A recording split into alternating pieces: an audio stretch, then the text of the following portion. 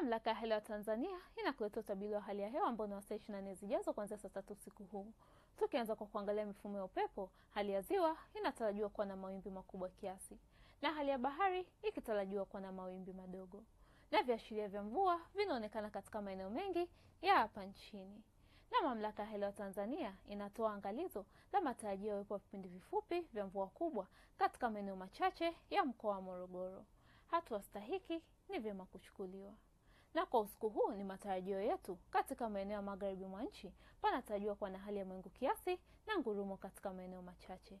Ukanda wa Ziwa Victoria panatarajiwa kuwa na hali ya mawingu kiasi, mvua na ngurumo katika maeneo machache.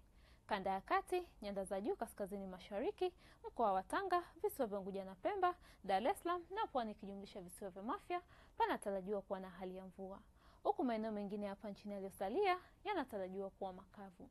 Na kwa hapo kesho ni matarajio yetu katika maeneo ya kanda ya kati, nyanda za juu kusini magharibi, kusini mwa nchi pamoja na pwani ya kusini panatarajiwa kuwa na hali ya mawingu kiasi, mvua katika maeneo machache na vipindi vya jua. Maeneo ya magharibi mwa nchi, ukanda wa Ziwa Victoria, maeneo ya nyanda za juu kaskazini mashariki pamoja na pwani ya kaskazini panatarajiwa kuwa na hali ya mawingu kiasi, mvua na ngurumo katika maeneo machache na vipindi vya jua.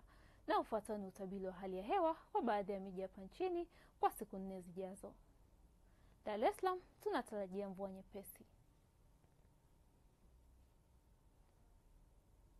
Dodoma tunatarajia hali ya ukavu na vipindi vya jua. Mwanza tunatarajia mvua na ngurumo. Kilimanjaro tunatarajia vipindi vya jua. Mbeya tunatarajia mvua na ngurumo. Morogoro tunatarajia mvua na ngurumo. Arusha tunatarajia vipindi vya jua. Na ni kutoka Mamlaka ya Hewa ya Tanzania, hatuna la ziada. Ulikuwa na mimi Mariam Fares, asante na nikutakia usiku mwema.